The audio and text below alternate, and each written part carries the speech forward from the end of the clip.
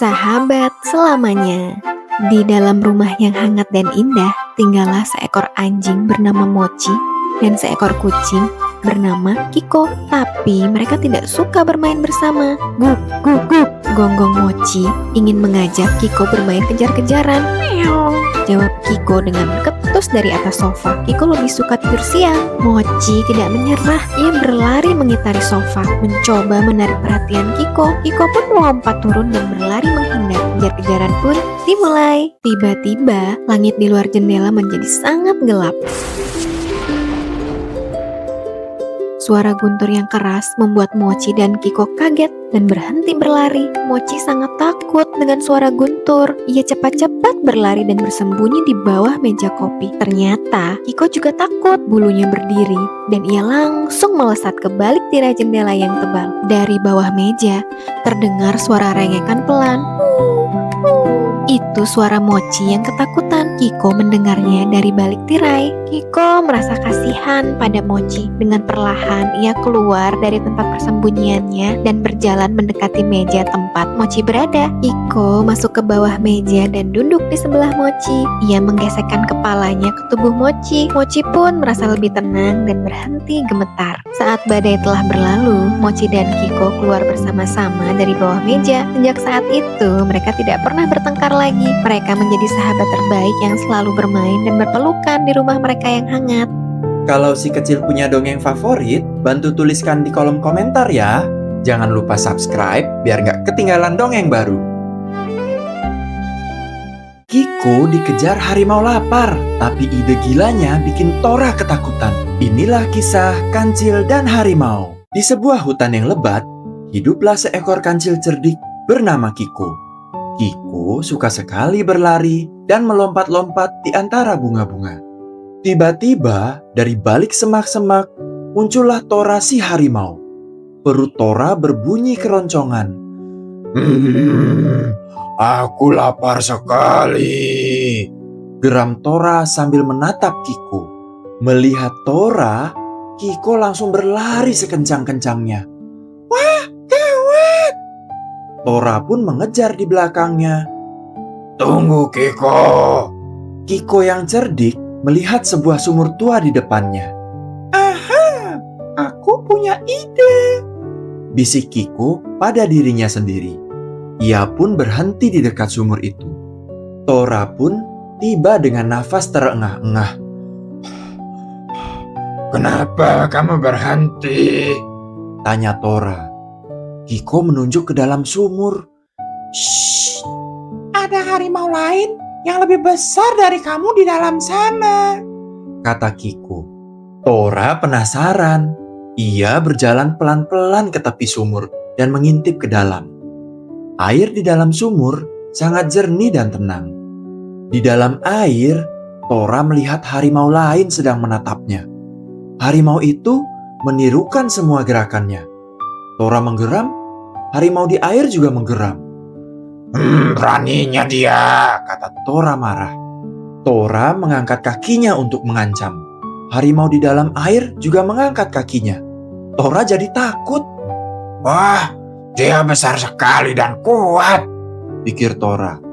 Karena ketakutan, Tora langsung berbalik dan lari terbirit-birit, menjauh dari sumur dan berlari masuk ke dalam hutan. Kiko tertawa geli melihat Tora yang lari ketakutan. Berkat akalnya yang cerdik, Kiko bisa kembali bermain dengan tenang di dalam hutan. Dari cerita ini, kita belajar bahwa kecerdikan dan pikiran yang tenang bisa menyelamatkan kita dari masalah, bahkan ketika dihadapkan dengan lawan yang jauh lebih kuat. Papa mendongeng, dongeng sederhana, cinta yang abadi. Yang kamu remehin kadang justru yang nyelamatin kamu. Inilah kisah Kancil dan Gajah yang Sombong. Di sebuah hutan yang rindang, hiduplah seekor gajah bernama Gembul. Badannya besar sekali. Aku Gembul, gajah terkuat, katanya sambil mengangkat belalainya tinggi-tinggi. Suatu hari, Gembul bertemu Kancil yang mungil. Hahaha, lihat si kecil ini. Minggir, minggir. Jangan menghalangi jalanku yang gagah. Gembul melangkah dengan sombong. Kancil hanya tersenyum. Hati-hati, Gembul. Hutan ini milik kita bersama. Katanya dengan suara lembut. Tapi Gembul tidak peduli. Ia terus berjalan dengan angkuh. Beberapa hari kemudian, langit menjadi kelabu. Tetes-tetes air mulai jatuh. Tiba-tiba, hujan deras. Piur! Sungai meluap dan membuat lumpur di mana-mana. Gembul masih berjalan dengan percaya diri. Hujan begini tidak akan menghentikanku. Tapi tiba-tiba, kakinya terperosok ke dalam lumpur yang lengket.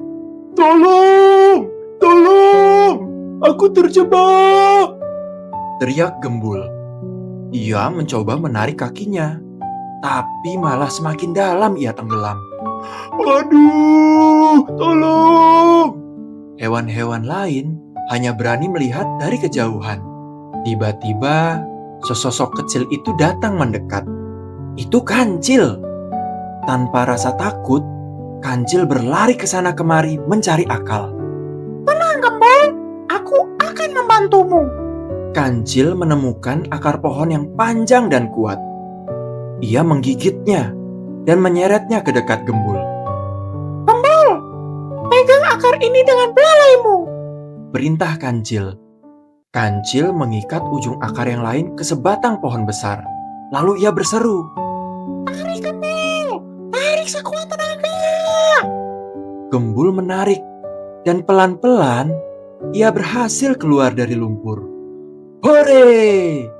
Gembul menatap Kancil dengan mata berkaca-kaca. Maafkan aku, Kancil. Tubuhku besar, tapi hatiku sombong. Kamu kecil, tapi hatimu sangat besar. Terima kasih, Kancil. Dan sejak hari itu, Gembul menjadi gajah yang ramah. Kadang, yang kecil justru mengingatkan kita tentang hal besar. Anak kecil bisa mengajarkan kita arti sabar, arti rendah hati, dan bahwa menolong tidak butuh kekuatan besar. Cukup hati yang tulus. Papa mendongeng, dongeng sederhana, cinta yang abadi. Bayangkan kamu baru saja menolong temanmu, tapi tiba-tiba dia malah gigit kamu. Inilah kisah buaya dan kerbau. Di tepi sebuah sungai, ada pohon besar yang tumbang dan menimpa Pak Buaya. Tolong! Tolong! Teriak Pak Buaya. Badannya tertimpa pohon dan tak bisa bergerak. Matanya besar dan berlinang air mata. Pak Kerbau yang baik hati sedang minum di dekat situ. Wah, sepertinya ada yang butuh bantuan, katanya sambil mengangkat kepalanya yang besar. Tetesan air jatuh dari mulutnya. Pak Kerbau bergegas menuju Pak Buaya. Akan kutolong kau, Pak Buaya, tapi janji jangan nakal ya. Pak Buaya mengangguk cepat. Iya, janji. Aku akan menjadi teman baikmu. Dengan sekuat tenaga, Pak Kerbau mendorong pohon itu dengan tanduknya. Pohon besar itu pun terguling, dan Pak Buaya akhirnya terbebas. Hore! Teriak Pak Buaya. Oh tidak! Bukannya berterima kasih, Pak Buaya langsung menggigit kaki Pak Kerbau. Hap! Aku lapar sekali, kata Pak Buaya dengan seringainya yang licik. Aduh, sakit. Kamu sudah ditolong, kenapa malah jahat? Pak Kerbau menangis. Hati Pak Kerbau sangat sedih. Tiba-tiba, si Kancil yang cerdik melompat dari balik semak-semak. Ada apa ini ribut-ribut? Tanyanya sambil memiringkan kepalanya yang mungil. Setelah mendengar ceritanya, si Kancil pura-pura bingung. Aku tidak mengerti. Bagaimana ceritanya? Coba kalian ulangi dari awal supaya aku paham. Katanya pada Pak Buaya. Pak Buaya yang sombong setuju. Ia kembali berbaring di tempat semula. Lalu, Pak Kerbau meletakkan lagi pohon besar itu ke atas badan Pak Buaya. Aduh, tolong. Kerbau, kita tinggalkan saja dia.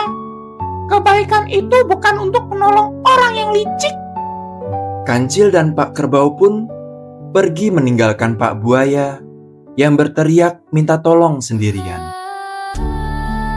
Dari kisah Pak Kerbau dan Pak Buaya, kita belajar bahwa kita harus berhati-hati menolong orang. Tidak semua yang tampak lemah benar-benar tulus. Kebaikan tidak selalu dibalas dengan kebaikan. Tapi jangan pernah berhenti berbuat baik ya. Papa mendongeng, dongeng sederhana, cinta yang abadi.